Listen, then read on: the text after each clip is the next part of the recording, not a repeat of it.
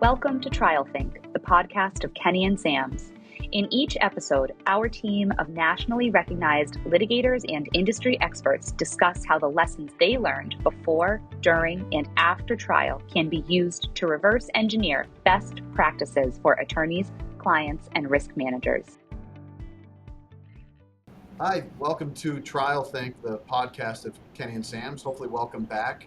If you've been listening along, we're at our sixth podcast now in a series that are produced by Kenney Sams, a law firm in Boston, Massachusetts. Joining us today on the podcast, two of my partners at Kenney Sams, Greg Vanden-Eykel and Alex Zwillinger. Greg and Alex, thanks for joining us today.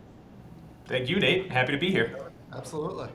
So today's a topic that I'm excited about, and I think you two obviously have a lot to say, and that's trying your first case. So some of our listeners may be folks that have already tried cases or are trying the first case in a while. Some may be associates or partners who have not yet tried a case, maybe second chaired, and have not had the opportunity to first chair a case. We'll talk about those terms in a bit, but you both have had the experience in the last few months of first chairing your first jury trials, correct? Yeah, that's right.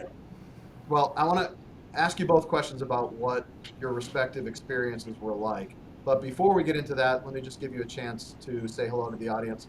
Alex, can you tell us a little bit about yourself and your background? Yeah, so I'm a litigator here at Kenney Sams. My practice is pretty much split evenly between construction litigation and commercial litigation. The commercial lit cases range from trade secrets to breaches of partnership agreements to construction matters on residential, commercial projects. So 100% litigation, not very often going to trial, but when we go to trial, we're ready to roll. How long have you been with the firm, Alex? I've been here for almost 6 years, so okay. A good chunk of time. How long have you been practicing law? 12 years. Okay. And Greg, welcome back. You've been a guest on a previous podcast where you and our partner, Michelle de Oliveira, went over some of the hot issues in Massachusetts employment law, and I know you do a lot in that area, but you're also an attorney that tries cases. And thanks for coming and for joining us today. Can you refresh the audience's memory about your background, Greg? Yeah, absolutely. It's great to be back, and I think this is a really interesting topic for us to discuss. So I am a partner at Kenney Sams. My practice primarily focuses on employment law, but I also represent clients in construction matters. I'd say about 60 to 70% of my practice is traditional litigation, representing clients before administrative bodies as well as in court, federal and state courts in Massachusetts and Rhode Island.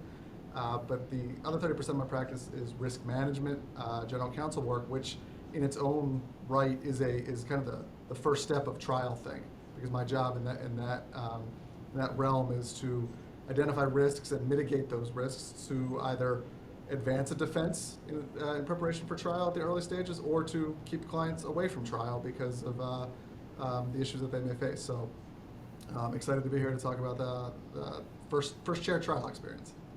So I want to talk to you, Greg, right now about what happened when you weren't able to keep client out of the trial, and that happens sometimes, notwithstanding our effort to use risk management to try and keep folks out of the courtroom. But inevitably, people that we represent get sued from time to time, and sometimes those cases settle. Most of the time, in fact, I think I've seen statistics in the range of 95%. Certainly, in my experience, that's about right. 95% of litigations end up settling, but not all of them do. So, what was the case about, Greg, that you recently had an opportunity to serve as first chair on a trial? Sure. Yeah. So you're absolutely right, and because I practice primarily in employment law, the numbers are typically even greater. The number of cases that don't go to trial traditionally. However, in the last few years, I think we're seeing a larger number of plaintiffs seeking to try their cases because the potential damages are getting higher and higher, so a verdict can be lucrative. My case, I was representing a national healthcare provider that had a hospital in Methuen, Massachusetts, and my client was sued by a former human resources director for disability discrimination, and we were representing the hospital and a few of its employees against allegations that we being the hospital employees, perceived the former employee as having a disability because of her fears related to COVID-19. And she claims that she reported those fears and that the hospital took a adverse employment action. That is to say, they fired her because she reported her fears of COVID-19 and her disabilities. Our entire defense was based on the fact that her termination was in fact related to a legitimate business reason. That is to say, a large reduction in force nationwide for this hospital chain, and had nothing to do with her disability, and in fact we didn't even know about her disability. So it was a very fact-intensive case, which is probably why this one went to trial. And we prevailed after 7 days before a Superior Court jury in Essex County. Well, that's great. Congratulations. So you've got an employer, a big employer, who makes a decision based on business reasons, terminating other individuals, terminates this individual. She says, hey, I've reported a disability to you, you're aware of a disability, and you didn't fire me for legitimate business reasons. Really what you were doing was retaliating against me in an illegal or impermissible way, and that was the essence of the case. That's absolutely right. Yeah, well, all right. Okay. Well, that's great. Greg, we're going to get into that more in a bit, and I want to talk to you about what brought you to the point where you were faced with the trial and how that thing went, and some takeaways that you learned from having first chair experience. Alex, you also have recently first chaired a jury trial in Superior Court in Massachusetts. Tell us about that case.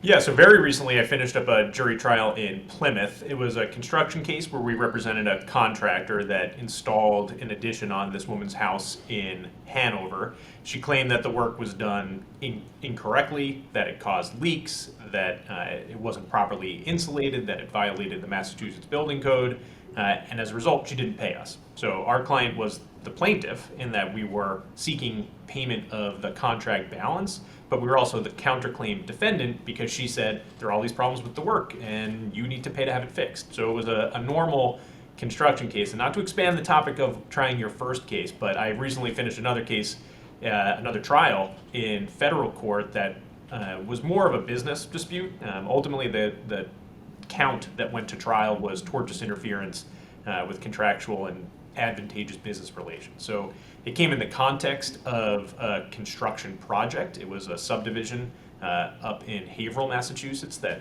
didn't work out. It started with lots of different defendants, lots of different claims, but the thing that ultimately went to trial in front of a jury in federal court was tortious interference. So trying my first cases is the way I put it. Sure, and I want to talk to you about your experience in both of those instances and how it changed going from second chairing, the expression we use when you're there as backup for a senior partner, which is what you did with the case last year, and then moving to first chair, in which it's your show, you're the top lawyer for the client in the courtroom, and you oftentimes either are doing it yourself or, as often is the case with the matters that we try, you've got either another partner with you or an associate or someone else that is another lawyer in the courtroom on your side. And that's an interesting development as you go from that more junior role to elevating up to the more senior role, which you both had over the last year. And it's an interesting topic. So that's where we're going to go with this. You've mentioned jury trial, and I understand both of you had jury trials. I think our listeners are familiar with what a jury trial is, but that's different than a bench trial. Greg, what's a bench trial, and do you have any experience with bench trials? Sure. So, a bench trial is essentially the same thing as a jury trial, other than the fact that you're presenting only to the judge. You don't select a jury of the parties' peers. The judge is the finder of fact and the decider of law in those instances. And some cases avail themselves better to being decided by a judge, whereas others you want a jury because you want that human element. I do not have any bench trial experience, but I will say that for my trial, it definitely. We wanted a jury trial because we wanted to paint a picture of a reasonable business acting in a really difficult time around COVID that I think a jury, human nature, could really resonate with. So it's a decision you have to make at the outset of a case is, do you think it's a jury trial case or do you think it's a complicated legal case that maybe a judge is best to decide? Alex, and you similarly had jurors. So you were presenting this case and thinking about this case in terms of how 12 strangers sitting and listening to this for the first time are going to interpret and how they're going to feel about it from sort of an emotional context, especially when you're dealing with a homeowner's case or an employment dispute. You're thinking in terms of, I imagine, how's this going to resonate with these 12 people? Are they going to feel sympathy for our client or for the opposing party? Speak to that in terms of how you start to gear up for a jury trial in terms specifically of thinking about issues related to what individual jurors are going to think about the evidence and the way that you're presenting the evidence. Yeah, so I mean, a jury trial, unlike a bench trial, but sort of like everything you do in the law, you need to know your audience, right? You gotta prepare your presentation for the person that ultimately is going to hear it and decide based on what you have to say. A jury trial, you need to be preparing a case to present it to normal people, which means that in many ways you need to not dumb down your points, but you need to make sure that you're presenting a simple, clear, cohesive, well-supported case to people that are normal citizens, right? They're just people that come from the same community, the same county where your case is physically located, but they have no experience in the particular topic or the particular issue that's being presented for trial, which means that you need to educate them on that, right? You need to educate these people that are bartenders and teachers about construction and the building code and contracts and how do you interpret contracts. So a big part of it is knowing your audience and making sure that you're tailoring your presentation to them. An interesting part of a jury trial is that you also get to pick your jury. So a big part of what happens in a jury trial as compared to a bench trial is you give some thought to who do you want to be your jurors, right? Are you looking for the classic examples like an engineer, somebody that's really careful and thoughtful and is going to have sort of a methodical approach to thinking about the evidence, or are you looking for somebody that's a little more touchy-feely? You need to think about how your case fits into that kind of mold, and then you kind of leave it up to them, because a really strange part about a jury trial is that you spend these weeks presenting it to these people that you never talk to, really, right? I mean, they're not talking to each other. You occasionally make eye contact with them, but even that feels kind of wrong because you're instructed not to talk to them in the hallway, but they decide your fate. So jury trials are interesting. I've tried a bench trial in front of Judge Salinger in the BLS, the business litigation session in Massachusetts. Very different audience, right? Extremely knowledgeable about everything, knows the law, does not need to hear evidence more than once, and ran the case very differently from the bench as the decider. As you guys are thinking about, you've got a jury trial, so you know that well in advance. From the outset, it's determined whether it's going to be jury or bench. And so as you're going forward, in your instances, first hearing in front of a jury, what were you thinking about in terms of preparing for the trial, about what types of jurors you felt were best for your respective clients? Greg, what was the sort of ideal juror that you were looking for as you headed into trial? Yeah, no, it's a great question. I think it's a thought that comes to your mind early on in the case. Even if you don't, not every case goes to trial, but you have to be thinking about who are the prospective jurors that you want early on. And for us, because of this, I wanted two types of jurors. This was a case where, because it was COVID related, I wanted jurors that were going to find the plaintiff not to be sympathetic. Everybody in 2020, 2021 was facing hardship. And this particular plaintiff was claiming that essentially my hardship was tougher than yours, in a period of time where lots of people were losing their jobs or being furloughed. So I wanted to find jurors who may have worked in industries that were hard hit by COVID, for them to not be sympathetic with the plaintiff, because they got instead of suing their employer, they got back up on their feet and they tried to find other jobs. So it's a very strategic decision, based on the facts of your case, and you kind of figure out your jurors as you're deposing the plaintiff and other witnesses during the case. So you get a sense of, is the plaintiff likable? Is she, is he or she, will she relate well? Will she connect? And then you can kind of shape your jury pool from there. And so, Alex, how specifically do you go about actually the process of selecting the jurors? You identify, and the type of ideal juror you may have identified going into trial might be different than the one that Greg was trying to find, or the sort of archetype of the juror, or maybe it was the same. You were representing a contractor, Greg was representing a big hospital.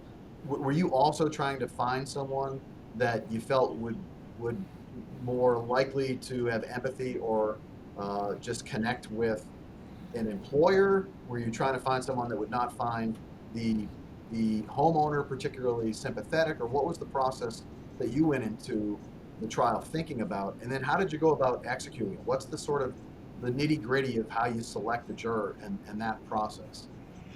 Yeah, so sympathy was definitely a big consideration, right? We were the contractor against a homeowner. Everyone in the community probably lives in a home, whether they, own it or not. They can associate with that person, which means that that was the key thing that we were trying to defend against in picking the jury. But on the flip side of what we were looking for people that had business experience, right? In our case, we had a contract that we were looking to enforce. We were looking for people that had negotiated and signed contracts, business people, people that worked in customer service, because a big part of our case was the extent to which our client, the contractor, was responding reasonably to these requests and complaints from the homeowner. So, a big part of it is trying to think in your mind who you want, but then when you get to the actual nuts and bolts of picking the jury, you don't get to just say, like, send me all the teachers. We want the teachers here. It's a very, careful, fair process. And the way it worked in my case, I'll give you the actual way we picked the jury. But what I've seen in all the trials I've worked on, every single judge does it differently. Your panel is always a different group of people. And there's so many variables that you can't control that, much like everything in preparing for a trial, you need to be prepared to think on your feet. So that was the most, if there's one lesson from picking a jury, just like a lesson for the trial overall, it's be ready to think on your feet, because you might want teachers, right? That's the thing you're talking about when you're walking into the courtroom, and then you find out that there's not a teacher to be found.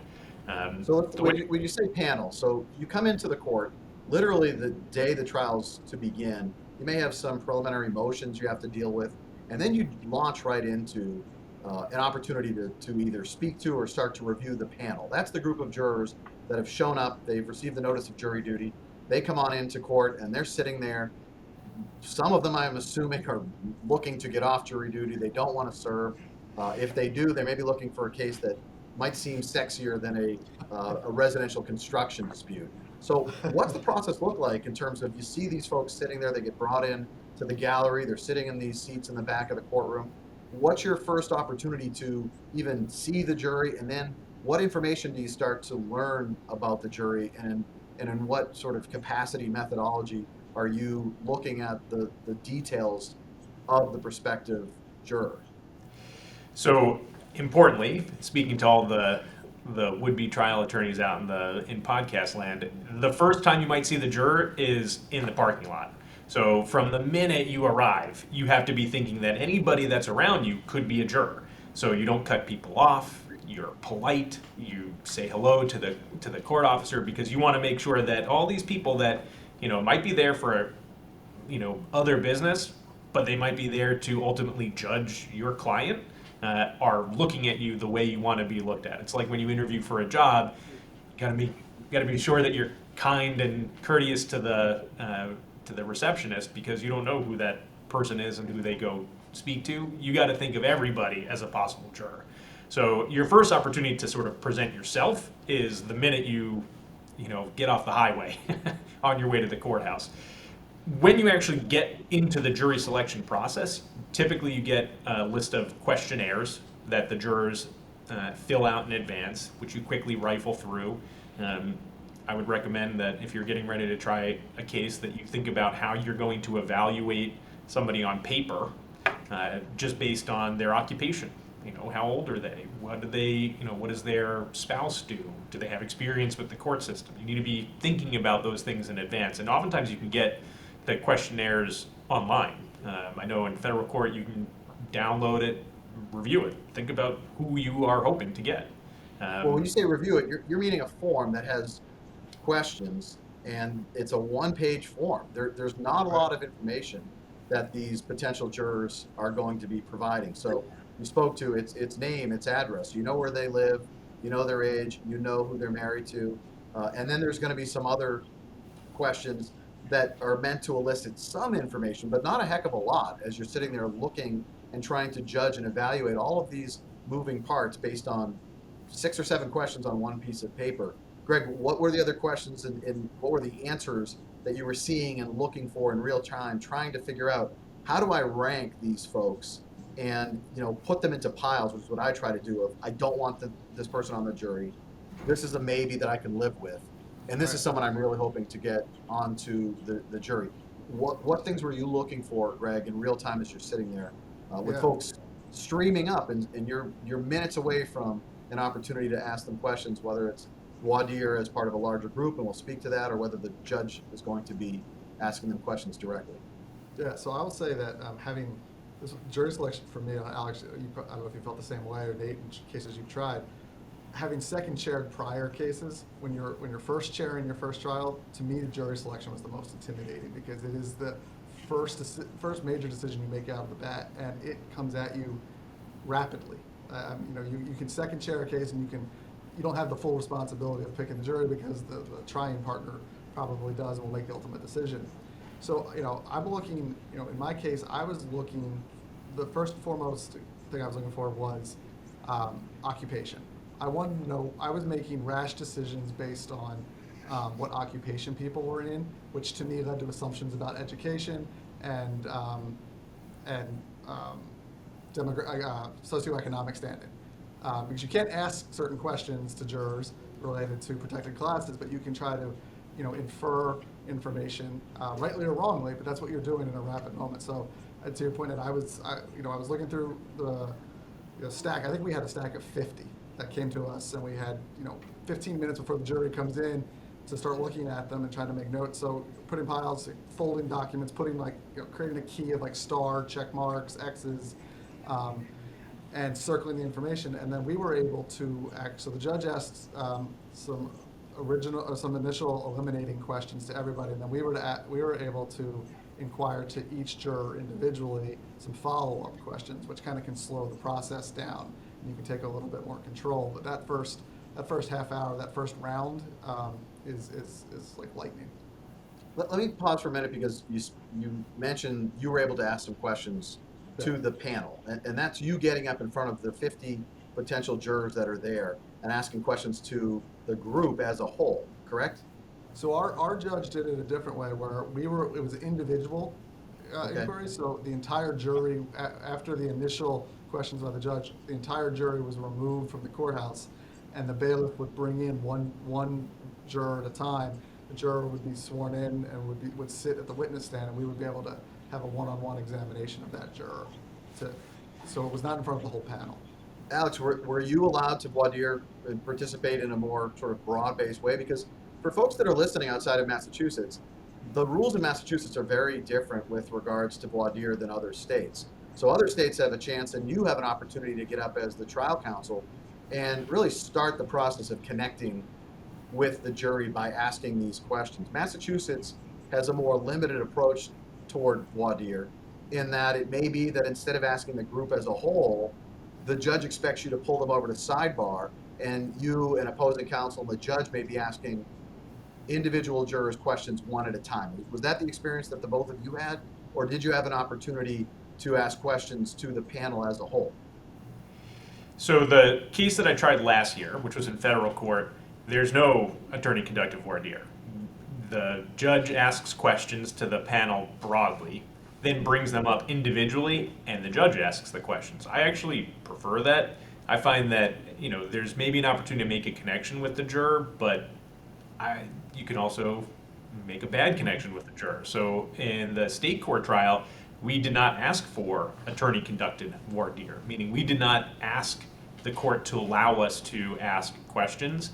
Ultimately, the judge just did, and again, so much of what happens during a trial is, be prepared for, prepare yourself for things that you're not expecting, because we were not asking to do attorney-conducted voir dire.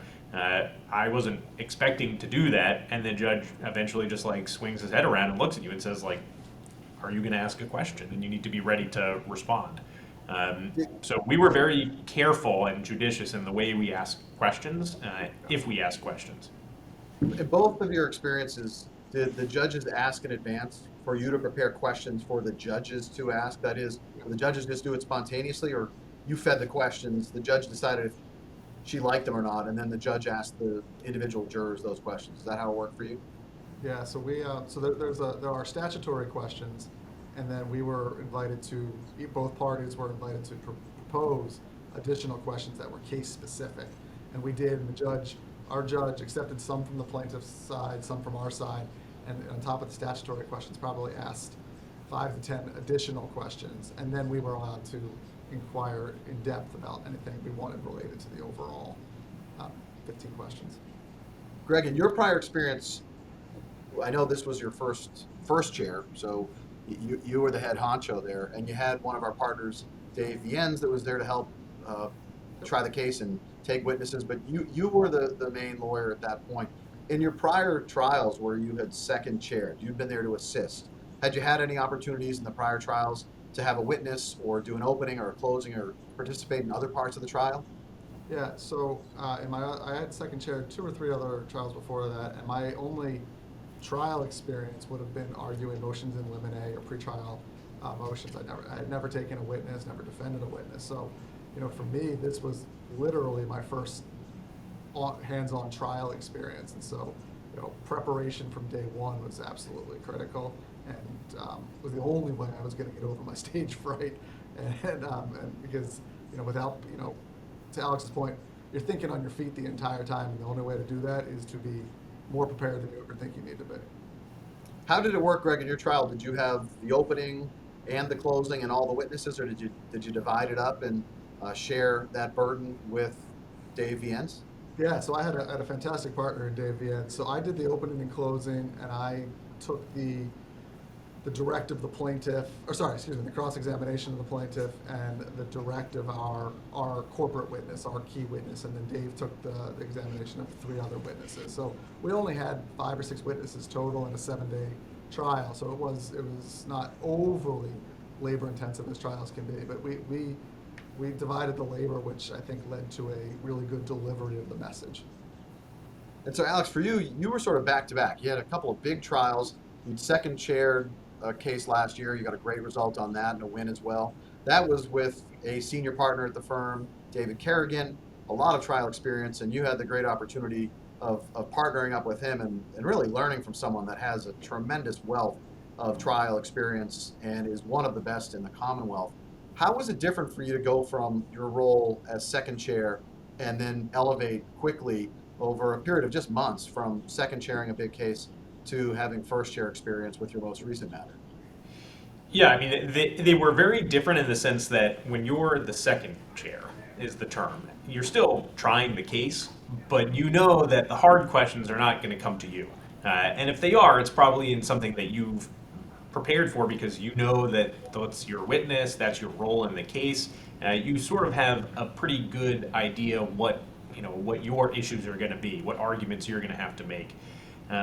And it gives you a little bit of security. It's a nice little security blanket knowing that somebody that's been doing it for 3 times as long is sitting right next to you and is going to be able to take the hard questions. And then you find yourself being that person that somebody else is using as a security blanket. And I think the solution to that kind of issue is preparation, right? Knowing your case, knowing your evidence. But one of the things that I think is so important for any trial, whether you're, the first chair, the second chair, or, the associate back at the ranch doing research, is that it's a team, right? You're not the only one that's doing it. You're doing it with somebody else. It can be so valuable. There are lots of cases where you are the only trial counsel and you're the only one doing it. I think that's a worse way to try a case because having somebody else on your team means that you have somebody to talk about. You can bounce ideas off of, you can mock arguments with. So, your role is different in that you're either the person that's going to have to take the unexpected things first, but in the sense that you're part of a team, it doesn't matter where you're sitting, right? You're thinking really hard about these things. It makes it a lot more fun. We've talked about this as a group, that when you're there, you're in the trenches with someone, it is enjoyable to sort of share the highs and the lows with a colleague that you know, that you trust. And yeah, you've got that benefit of a second set of eyes and someone that in real time you can get feedback from when you're first chair. I had an arbitration in January with one of our partners, and it was really nice, although we had one witness and I had maybe 8 or 9, to just be able to look to him and say, how's this going? Or would you do this a little differently? Or he can slide a note over to say, go in this direction, or don't forget this question. It's huge because there's so much that's happening when you're first chair that you need the buddy system of someone else. And it's also a part of, as lawyers, we push for having 2 lawyers on a trial, where the size of the trial and the case warrants it, of course, but to explain to a client that you're getting more bang for the buck, and that's really how you put your best foot forward. It can be more expensive, and trials certainly are expensive, but to have the 2 folks as part of a trial team, if not bigger, it's not duplicative, it's not redundant. It really is about maximizing the outcome and the experience. But as a trial lawyer, it's also just a lot more fun to have someone there with you. So the name of the podcast is Trial Think, and our listeners know it's about the process that we take for granted at Kenney and Sams, because we've all bought into this idea of reverse engineering from the end of the case to the beginning, and then using those lessons learned to make sure that throughout the process we're doing a good job. And having first chaired a case or participated in a trial, it really gives you a whole new perspective about the beginning stages of a case. Sometimes even before litigation is filed. That is, there's a lot of things that happen leading up to a lawsuit being filed that we think about and we strategize about deliberately, with the knowledge that this is how this plays out if it ever goes to trial. So I want to talk to you a little bit about questions regarding discovery. Discovery, the process in which the sides exchange information, documents, written questions and answers, and also depositions where you're taking under oath an examination of another party or your client's being deposed, and that's sworn testimony. That's the type of thing that a lot of associates may be involved with early on. But I want to ask you questions about how you actually now either approach discovery differently, or how you can speak to how important discovery is, having seen how it plays out at trial. So, Greg, theories of the case, right? We sort of have this idea of what we think the case is about at the beginning. How does the trial experience and knowing how trial plays out, how does that inform the way that you approach the case from the very beginning, whether it's in drafting a complaint and thinking about the specific counts, or in whether it's about how you're going to approach a defense or counterclaims? Can you speak to that? Yeah. So my experience is more of a lesson learned, because my interesting thing about my trial was that we took this trial on with about 6 months before trial. All of discovery was complete, and we basically had to deconstruct it from the case file that we received. And because of how you were successor counsel, that is, Kenney and Sams, and you specifically with Dave, you were brought in for the purposes of trying this case. There had been another firm involved for a matter of years, working up the case and taking depositions. So you were brought in with kind of a almost fully baked case that you were then asked to look at and fix where you could and get it ready for trial in pretty short order in the lifespan of a litigator, a few months before trial. I just wanted to interject with that. Yeah, no, that's absolutely right. And so, like, as a trial attorney, you want to be able to lay out your themes of the case from day one, right? You want to know, what affirmative defenses you're raising, how you're going to approach witnesses at a deposition from day one, because you're thinking about how this is going to all impact the trial. As you said, we didn't have that ability. Fortunately, the initial attorney worked up the case really well, but we still sat down, Dave and I, and we walked through, almost like mock tried the case based on what we had in front of us, and started identifying strengths and weaknesses in our witnesses and theories of law from the beginning. And we were actually able to identify some issues that we had struck from the record before trial, because we saw the case in a different light than initial counsel had worked it up, and that helped us at trial as well. So even if adopting a case midway through, I like to think of it as like it's brand new, and I think thinking from day one how you're going to present it to a jury is absolutely essential, and to have that be your theme throughout the entire process through discovery is the best way to prepare. Alex, you I think have had similar situations where Kenney Sams is known for trying cases. We're willing to try these cases. We have experience trying cases. which is somewhat of an anomaly in 2024. I think there's a lot of firms, a lot of folks that view themselves as litigators that don't have trial experience. Not only do we have, I think, the trial experience, but we're sort of thought of as folks that are willing and ready to jump in. So we have a lot of these cases where we get brought in to replace predecessor counsel, take what they've done, and hopefully they've done a good job, but then start to think about it in terms of how's this going to play in front of a jury. Your most recent cases that you tried, were they cases at the firm and that you had all along, or were they cases like Greg where you were asked to jump in and prepare quickly for a trial? They were actually both cases that we took over for other lawyers, but we had much longer than it sounds like Greg had getting ready for his. So we were able to do the discovery to get the case ready for trial. You know, the thing that makes trial so fun is that you're really thinking very hard about the case, right? You're living and breathing it all day long. Like, I slept terrible during the trial because I couldn't get it out of my mind. Like, all day long, you're just thinking so hard about the issues and the arguments and the evidence, and you're envisioning yourself, you know, making these points, and, you know, what are you going to do if this happens? And you're just thinking so hard about it.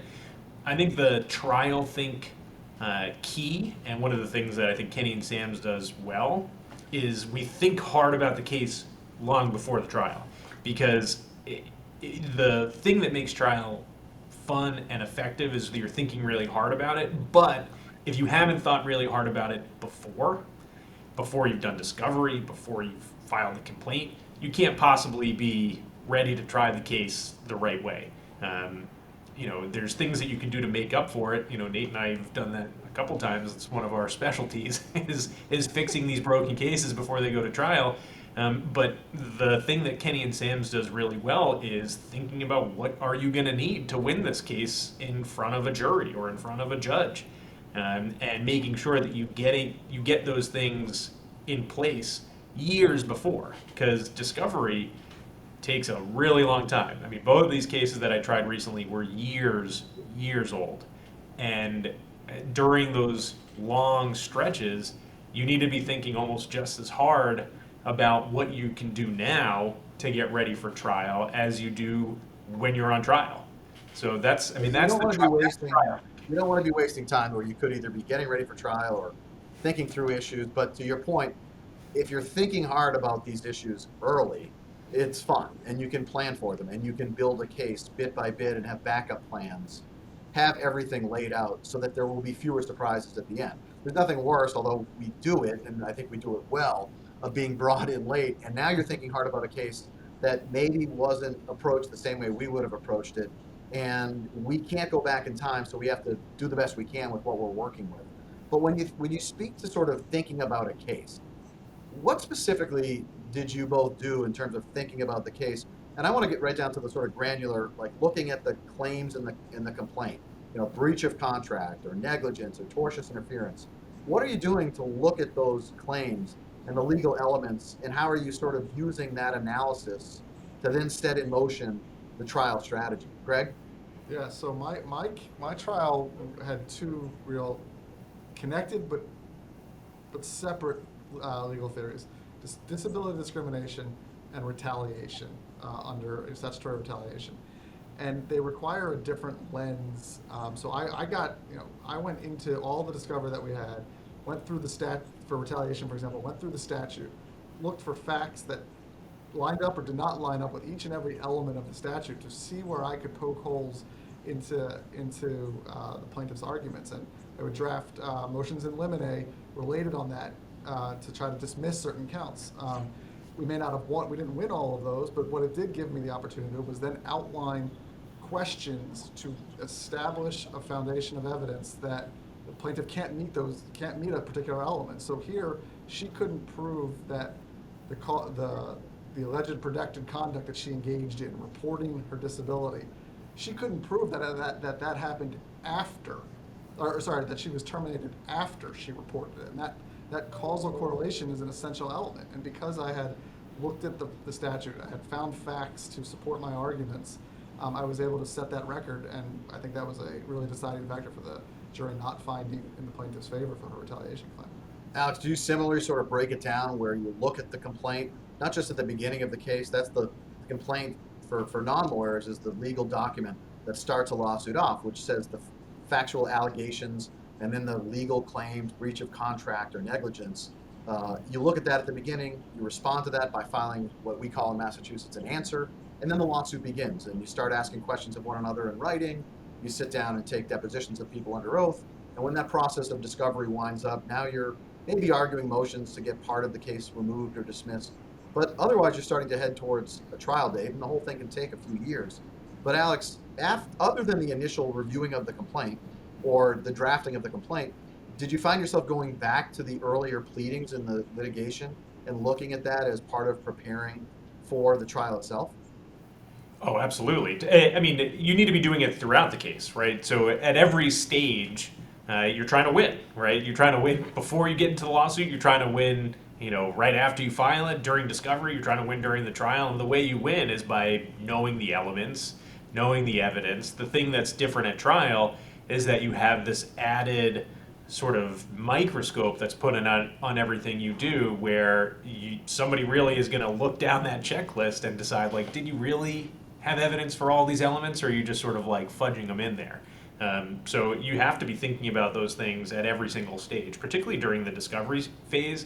I think it's easy to think, oh, I'm just going to ask for all the relevant documents. But if you don't think about it as, I'm going to ask for all the documents that might lead to evidence of this very specific point that at some point in the future you're going to have to make, then you're missing something. So you always have to be looking at that. That's the trial thing, is making sure that even if it's, answering an interrogatory, that you're thinking about, what elements are you checking off, or what defenses are you, advancing by making those. And when we say elements, we're talking about the actual factors, right? The bits and pieces of evidence that each particular legal claim requires that you demonstrate in order to prevail on that. And so the trial thing, the reverse engineering, the focusing on discovery or how you're alleging things in the complaint, it's thinking about what is this going to look like at trial, and specifically what are the jury instructions going to say? What does the law say you need to establish? And so you can't just, as the first deposition I ever took years and years ago, the advice I got from the partner was just ask a bunch of questions and be nosy. Now, on a high level view, that's sort of what you want to do. Yeah, you do want to ask a lot of questions, but we would say, no, you've got to ask questions for an outcome that you are intending to flesh out the issues. But specifically, do you understand the legal elements of either the claims that you're advancing or the defenses that you're going to use? What do the cases say about those elements? What are the factors in those cases that are analogous or comparable to what your case is? And then using that to formulate specific questions, because that's really what it comes down to. You're trying to suss out the sort of evidence that's relevant to your claims. And so when you're getting ready for trial, are you going back and sort of, how are you dealing with things that you're seeing and recognizing either the case has evolved or maybe it wasn't answered as clearly as you hoped? I mean, how do you deal with that as first chair, where now it's almost showtime, you can't go fix everything? Did you have those instances where you were looking back and thinking, I could have done that differently, or predecessor counsel didn't ask it the way that I would have asked it, Greg? Yeah, definitely. I mean, there were periods of time where I wish, they would have closed the loop on certain elements of the case and to better protect our defense, related to, for example, the decision-making process and the timing and the documents that they produced related to the furloughs. In my case, we had some documents that maybe that were produced, but probably weren't admissible. And so how we were going to get those into evidence, so you kind of have to think about that when you're producing documents and authenticating documents. Who's going to be your witness to make that admissible evidence? And so we had to think quickly on, all right, if we're not going to be able to get a document in, now we've got to restructure our examination of our corporate rep, who may not have been asked these questions during her deposition because they weren't thinking about it at that time. And preparing her for that and making sure that she was giving us the evidence that we needed to support our defense. So it was not a lot, but a couple issues where we had to kind of pivot from, just simple exhibit introduction to new testimony and breaking new ground. Yeah, I would say that go ask a bunch of questions at a deposition is not great advice, but some good advice that I did have was with regards to evidence and with regards to thinking about trial and where things are going to come from, the sort of question of who's going to say it, right? This is the evidence that we want to get in. Who's going to say it? What document do you need? And you don't want to just have a plan A. You've got to have a plan B and a C, because if for some reason you can't get it in through a person, an individual, or a type of document, whatever it may be, you've always got to be thinking about what's our backup plan to get in this critical piece of evidence, or conversely, how do we sort of keep it out? The discovery in that process, Alex, as someone that's been here a while and done a lot of discovery as an associate, and now is running cases with associates helping you, and we're still obviously involved in a lot of discovery in the creation of interrogatory questions, in the creation of document requests, in the preparation of witnesses to be deposed or to defend at the deposition.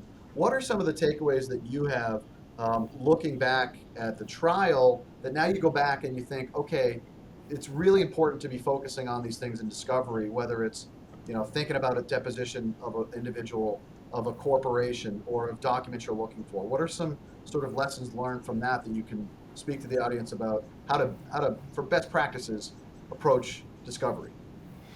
Yeah, I mean, trial is messy, right? There's a million variables at trial that you can't possibly anticipate, with opposing counsel and the judge and the jury and your witnesses performing the way you're expecting. The best way to try to clean up the mess in advance is through good discovery, right? Ask questions in multiple different ways. Ask it knowing what you're hoping to get and what you're going to get, so that there's a record of it. It's so super important to take advantage of the years you have litigating leading up to trial to get ready for like the 21 hours cumulative over the course of a week of a trial that you're actually presenting the evidence. You have so much more time to think about it and to develop it and to really like lock these things down. So discovery is super important for that, and I think you have to write the interrogatories aimed at developing the evidence that you might use at trial or in motions. The other thing, these cases are just a long continuum of trying to win, right? As I said earlier, you're using discovery to try to get this evidence for trial, but you also have to think about it as, how am I going to use it for something before trial? Motions in limine, motions for summary judgment. It's the value of having now tried a case as the first chair is that you really get to see how all of those incremental steps add up to this super refined presentation over the course of a week or two, that somebody is going to give you the thumbs up or the thumbs down. Yeah, it really reflects how important it is. What it shows, and it's a bit of a catch-22, the more experience you have trying cases, the better prepared you are from the very beginning to do the things you're going to need to try the case. And that's a tough part of just learning how to be a trial lawyer. So one of the things I think is critical is making sure you're at a place, if you want to be a trial lawyer, where you're working alongside folks that have tried the case, and then listening to what they're telling you to do, so that you're doing those things, so that down the road you're going to see how critical they are. And they may be about pre-trial motions that are narrowing the issues. That's part of the strategic consideration. We talked earlier today, Alex, about that cases don't always end even with victorious trials, that there are then appeals thereafter. And so you have to be thinking of this as part of a bigger global strategy. But I want to talk a little bit more just about, sort of as you're heading into trial, how important it is for the logistics of the prep of AV and thinking about that, but even just at the granular level of knowing the judge and knowing the sort of folks that are going to be there. Did you do a lot of research into the respective judges, and what were you looking for there? Yeah, so I did. We, the judges in Massachusetts, they rotate. In Superior Court, they rotate quarterly. So a couple months before our trial started, we looked and called the court and said who's going to be on the bench, who's likely going to be on the bench, and we started researching that judge to get a sense of her background, were there any employment-related decisions that she had issued, had she been appealed on any employment issues, and our judge, we learned that our judge had a corporate civil litigation background, which we thought was going to be helpful, and it actually did turn out to be. So having that prep was essential, so that you know who you're facing. As far as AV goes, lesson I learned when I was second chair, and I will never forget it, is You never want to go into trial without testing or practicing your AV equipment before trial, and practice at the courthouse. You don't, it may work in your office without a problem, but if you get to the courthouse, you don't know how to use their systems, it's not going to look good. Alex, did either the court officers or the judge or the clerk, give you an opportunity before trial to go in and test things out in the courtroom and just get the feel of the courtroom? Yeah, and I think it's very important. The trial is all about credibility, right? You're trying to have credibility yourself in the eyes of the jury and of the judge. You want to present, right? I made sure I had all my suits cleaned and ready to go. I knew what ties I was going to wear. You have to prepare to be the credible voice in the courtroom more so than the other guy, right? At some point, somebody's going to decide who's right and who's wrong. And in reality, I know that it's the law and the facts that decide it, but a big part of it is how do you perform, right? You need to be ready to perform at your peak. And you do that by testing the AV equipment. I mean, right, the worst thing in the world. And Dave Kerrigan is a great trial lawyer, but he did not know how to use the computer to put up the exhibits. So when I was examining my witnesses, I gave David the mouse, and he didn't do it right. An amazing trial lawyer, but like it's one of those things that you fear and you need to prepare for. And I had prepared for and was ready to go. Not to say that David wasn't ready, but You managed to overcome his shortcomings, so good on you. But preparation, right? There's so many variables that you're not going to be able to control.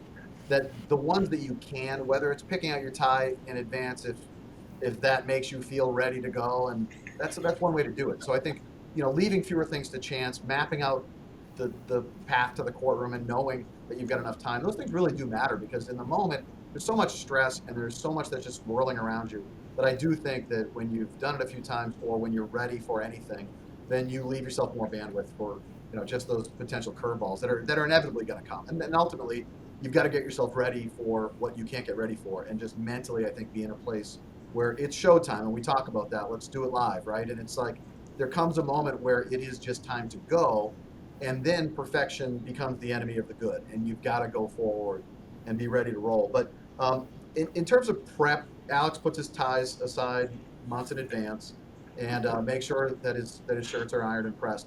Greg, how far in advance did you start either picking out trials or writing cross-examinations, picking out ties, I should say, or writing cross-examination questions? I mean, all kidding aside, do you start to prep weeks before the trial, months before the trial? And talk to us about what that process looked like for you, stepping in as first chair, how you did it yourself, how you delegated, and how you made sure that things were moving forward in a pace that made sense and that worked for you and for your trial team. Yeah. So I ran my trial ties by Alex when the case came in. So that was like 6 months ahead of time. So we were good there. No, I mean, I think for me, I think part of this was because I had never first chaired a case and never managed the trial team before. I probably dropped everything else on my plate and started preparing for this trial about 6 weeks before trial began. Whether that's the right number or the wrong number, I think it depends. For me, it worked here. As I was reviewing the discovery and the deposition transcripts months before trial, I was already outlining what I thought would be examination questions. But that was very rough draft. I really got into the focus of it and worked with witnesses on multiple occasions about 6 weeks out. And then I was working on my opening, probably a couple weeks before trial, and then my closing was kind of a work in progress, just because you just never know how trial is going to go. So you kind of outline that, but then I was kind of working on that every day during trial, and that was never really finished until the morning of. Alex, how far in advance during the trial did you know a witness was going to be called, or can you speak to sort of the preparation, best laid plans? But the reality, in my experience with trials, is you have to be ready for things that may not come for a few days, or things come out of order. Next thing you know, you're put in a position where you have to cross-examine someone that you didn't think was going to be called for another 2 days. Did you have that experience, and how did you account for that? Oh, definitely. I mean, every single day there was something that was somewhat unexpected. Witnesses were taken out of order because their schedule didn't allow. in the case that I tried most recently, the other side had a list of 14 witnesses. They ended up calling 4. You have to prepare for all those people because it's not until they rest that you really know whether those people are going to end up being witnesses.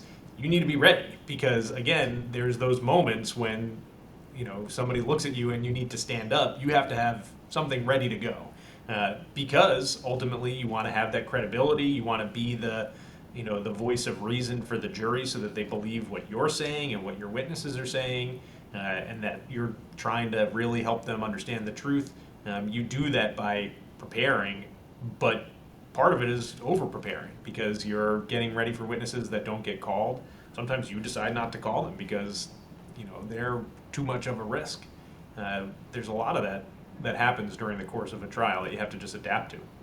How involved, we're talking about sort of from the lawyer's perspective, the strategy and the gamesmanship to a degree. Alex, you spoke about, you list 14 witnesses, and whether it's gamesmanship and you want to force the other side to spend a lot of time preparing, or whether you sort of genuinely start to see the evidence come in and decide, I don't need these people, and so I'm going to jettison them, or a combination of both. It's all fair game. It's done, I think, in good faith. But as you sort of look back at this, what are the lessons learned from having seen how these things can sort of spin in different directions? What would you have done differently, Alex? And what would the takeaway be from your most recent trial, in which you were the first chair? I think one of the most important things is the civility you have with opposing counsel, right? So in terms of gamesmanship, a big part of what we're doing is we're trying to win for your client, right? And you do that in lots of different ways and big and small ways. But in terms of trying to make sure that the trial ends up the way you want it to end up, it's having credibility for the jury, but then it's also having a relationship with opposing counsel where you're working together. Ideally, by the time you're at trial, everyone knows what their case is about. Everyone knows what their witnesses are going to say, and it's really now you're putting it out there into the world for somebody to evaluate and judge and decide who's right and who's wrong. One of the takeaways that I had from both of these trials, and really all the trials I've worked on, is how really important it is to have a rapport with your trial team member, right? The person you're doing it with opposing counsel, with the court staff, ultimately with the jury and the witnesses, right? You do best by your client by having that sort of that rapport with everybody. Not that you're going to be on the same page as opposing counsel, but you need to be working towards a similar end, because if you're not, it ends up reflecting poorly on you and your case. So one of the takeaways... It can hurt the client, right? I mean, there's zealous advocacy, which we're doing, and you're battling with the other side, but when you're in front of the judge and when it's showtime and in front of the jury, they're evaluating whether these lawyers are playing games or whether they are genuinely trying to sort of tell a story and show us the truth. The jury doesn't like to get the sense that people are hiding the ball. And so I've always found you have to kind of walk that line between representing your client and fighting hard, but also making sure that the jury understands, I'm here to guide you through this evidence and bring you to this inevitable conclusion, which I think will be in my client's favor. Did you find yourself, Greg, sort of shifting the approach? I mean, you're a very civil litigator. I've worked with you on cases. You've got a lot of decorum, and opposing counsel respects you and likes you and gets along. That being said, did you find yourself sort of mixing it up with lawyers on the other side differently before the trial, during the trial? How did that shift, if at all? Yeah, I did. So I think I had a pretty good rapport with opposing counsel. It was pretty amicable, getting through pretrial motions and pretrial hearings. And it was during trial. But I think I also used that a little bit to my advantage, because when it came to cross-examining the plaintiff, I got unexpectedly, I don't think they anticipated, a little bit more aggressive. As I found her to be hiding the ball, I wanted to point to the jury that she's hiding the ball and I'm not going to stand for this. And I think that threw plaintiff's counsel off a little bit, because they weren't expecting a more aggressive approach there. And so I did find during the trial that you kind of had to sometimes be Dr. Jekyll and other times be Mr. Hyde in order to get a point or score a victory in front of the jury on a given issue. we've been talking a lot about the sort of internal machinations of what we like to do and talking to one another and other members of the firm about the strategy and how this is going to play out. But how did you both find the role of not just trying the case, but also communicating it to your clients? Did you have them participate in the preparation? Were they there during the entire trial process? And how did they interpret what was going on? And how did you keep them feeling as though they understood exactly what was happening and were participating in the strategic decisions? Alex? Yeah, one of the things I think Kenny and Sam's does well, and one of the things that I've learned through trial is how much of a service provider you are to your client, right? You're there to counsel them and help them achieve their result, but part of that is explaining to them what's happening so they understand it, and then working closely with them to make sure that you understand what they're trying to achieve, right? The client counseling is, just like everything during a trial, is so heightened because they're sitting there listening to all of the evidence, right? They're talking, they're leaning over, they're suggesting documents to use, or questions to ask. The client counseling is really, really important. And I think it's valuable for the client to be a participant in the preparation, not just for their own preparation as a witness, but also the preparation of the strategy for the case. Because in the end, you want to make sure that they're getting the trial they want, right? This is their case. They almost always have a tremendous amount at stake personally, whether it's financially or emotionally or something else. They've lived with this case even longer than you have, and by the time you're trying the case, you've lived with it for a really long time. A really critical piece of it is, in addition to presenting to the court and presenting to the jury, presenting to your client, the good and the bad, right? So somebody loses these cases, right? So you don't always win them. Part of it is making sure that the client understands that this is what we're doing and why, right? This is why we're asking these questions or making these arguments. But if it goes the other way, here's what it means, and here's how it might affect our strategy down the road. A critical piece of trial is that client relationship and counseling and talking to them about the case and everything else, because in the end, you're there for them. You're carrying their flag into battle, and you want to make sure that they trust you. Yeah, and it's their money, it's their case, it is impacting them in a different way. Although I think we absolutely live and breathe these trials. I mean, it's a stressful job because of how these things really resonate with us. We care about the outcome. We are competitive, but it's not just that. You really do connect to the client, I think, the way we lawyer. And so we care passionately, but we have to still maintain our objectivity, right? We can't, as badly as we want to win, we have to remember that our job is to point out the flaws, the strengths, the weaknesses. How did you have that dynamic, Greg, and how are you able to both get yourself geared up to fight hard for the client, but simultaneously remain objective such that you could point out the weaknesses when you saw them? How did that work, and did you find that difficult or more difficult as the first chair on your case? Yeah, so my case was a little interesting because I was my client was a corporate entity, right? They didn't name any individuals. So I had a corporate representative at trial with me every day, and to Alex's point, my job was to kind of counsel them, walk them through the process, and report to them on how things were going.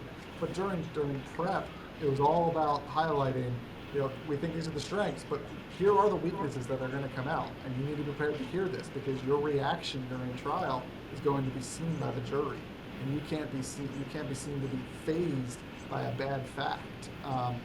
And so there was a lot of prep there, and then there was the dealing with the corporate employees that I reported to, and they had very different expectations, very different needs. They were assessing the case differently, and so I had to balance that different reporting requirement and stay objective.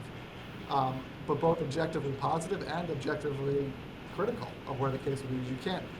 We can't overpromise or underpromise anything. We have to use our experience to assess the case as we see it, and that sets the best expectations. How, Alex, other than after the trial ends, you probably go and take a long nap and try and catch up on some much needed sleep, maybe go on a vacation with your family, because you really are taken away from folks from what's going on in the office, what's going on at home. It's a fully sort of engrossed experience where you are there, you're living it, you're breathing it. Post-trial, though, beyond the sort of recovery and the rest, what have you experienced after the trial that you maybe were surprised by that you continued to have to deal with, and that would inform how you would approach things from the very beginning of another case? Immediately after the trial, there's like a tremendous sigh of relief, whether you win or lose, because the process is over. When you win, it's a lot better because you get to, go get a drink with your client and everyone's, patting you on the back. That feels a lot better than when you lose. But then really the work starts on the next stage almost immediately. You go back, to your office the next day and you're already thinking about, well, what were those appellate issues that, could have gone differently during the trial that decided the outcome? What's the other side going to say about the verdict, right? So a big part of it is you're trying the case, at trial, but then that's not always or usually the end.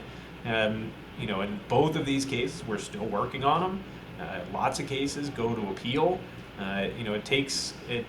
It's not the end just because it's the trial. And I think that was one of the interesting things that I'm experiencing more in these two cases than I have in others, is that you sort of spend most of your time before trial thinking like, oh, trial is going to be it. This is it. We're doing discovery so that we could try it. We're doing all these motions so that we could try it. Then you have the trial and you're like, we're done. This is great. And then you realize like, uh-oh, it's not. We've got all these other things to deal with, whether it's collection or post-trial briefing or something else. Litigation is a marathon, not a sprint. It's not over until either there's a result that everyone can live with and you settle it, or you've gone to the Supreme Court or whatever. But I mean, it's a really long process, and part of it is getting past like the initial relief of being done with the trial, and then like the reminder that, oh, wait a second, I still have other things to deal with in this case. You got to keep on fighting.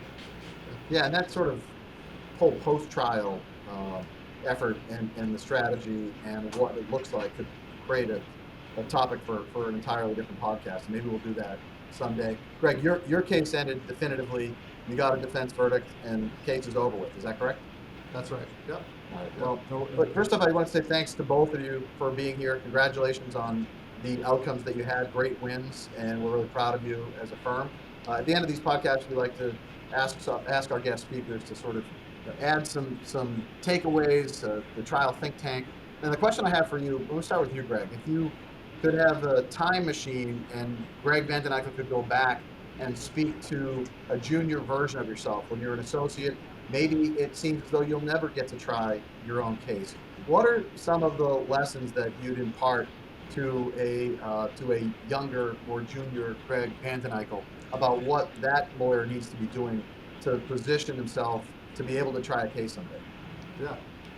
So first and foremost, if you think that you want to try cases, make sure you're at a firm that tries cases. Nothing against firms that don't try cases, but you're not going to get the experience to try cases without those types of lawyers. If you are at that firm, find the trial lawyers. Try to get on their cases. If not, try to shadow their cases. Offer to assist in whichever way you possibly can. And then as you develop your experience, ask for more responsibility. Can I take this, tertiary fact witness deposition? Can I start drafting the summary judgment motions? Can I come to trial? Can I draft the motions in limine? Don't wait to be asked to, don't wait to be given an assignment. Seek out those assignments, because that will be noticed. And I wish I had started doing that earlier. It's tough, you're balancing a lot of different cases, but if you want to try cases, make it known, and there's a lot of support out there to assist you in that endeavor. That's great, Greg. Thanks. Alex, I want to ask you specifically, sort of looking back, what are some things about getting ready for your first trial as first chair that you maybe underappreciated or weren't thinking about, that you could go back in time and say, this is going to be a bigger deal and you need to spend more time thinking about this? Or do you feel that you covered your bases and that you were fairly prepared for all contingencies? There's always more you can do, right? You can always prepare more. You could always think about that argument a little bit more carefully. It's sort of like everything we do. At some point, you need to stop and move on. And I think one of the most important skills as a young lawyer you need to develop is understanding like when you've done enough. Trial prep was the same issue, right? When you're a first year associate and you're doing legal research, the hardest thing is like, when do I know I'm done, right? How do I know this is the right answer? Just because I found these cases that say it, maybe there's another one that doesn't. It's a similar sort of thing for trial prep, which is give yourself plenty of time to be prepared, but then trust yourself in that moment that you're going to be ready to go. And you do that by, as Greg said, finding other people to watch. I had the good fortune of working with lots of great trial lawyers during the course of the early parts of my career who I got to see try cases and, you sort of emulate them. But at some point you got to just trust that you're ready to go, and you spread your wings and you fly. You get your ties laid out and you're good to go. You do it live. With the ties laid. Well, and I think as we've both spoken about throughout, you also had great teammates working with you both in the courtroom as co-counsel, but also the team as a whole. And I don't think we can say enough about the importance of making sure as part of your prep that if you've got someone at the firm that you can talk to about these strategies, be doing it. If you have to reach outside of the firm, do that as well. There's other lawyers that reach out to us and just sort of in an informal consulting way, talking strategy, trying to think through some of these issues. But you can't start too soon. I think 6 to 8 weeks in advance of a typical 2-week trial, something along those lines, makes some sense. You still got to balance all the other things that are going on. The world doesn't stop because we're heading off to trial. I know there's a lot of emails you've got to catch up with once you get back, and that's a whole other story. But starting that prep early, collaborating with someone else at the firm, if you can get someone onto your team to help you try the case, all the more fun and better for the client. And just make sure you're thinking about these things from the beginning, wherever you can, so that you're not in a panic trying to solve these problems at the end, because I think we've all seen, inevitably, you're going to have to, in real time, suddenly confront problems that you weren't thinking about. Wherever possible, if you can eliminate those earlier and focus on the stuff that you can plan for, and then be ready for the unexpected, and then have some fun with it, right? It's a good time. There's nothing like finishing. There's nothing like getting a win. But what a great experience. Congrats to both of you. Thanks for joining us today. I really appreciate it, and look forward to additional podcasts down the line. We've got a few that we have already released, so if you've jumped right to this one, please go back and listen to some of the other podcasts, and please subscribe and like and follow so that you can hear more from the Kenney and Sams lawyers. Thanks so much for joining us today. Thanks, Dave. Thanks for listening to Trial Think. Don't forget to like, subscribe, and join us for all of our upcoming episodes.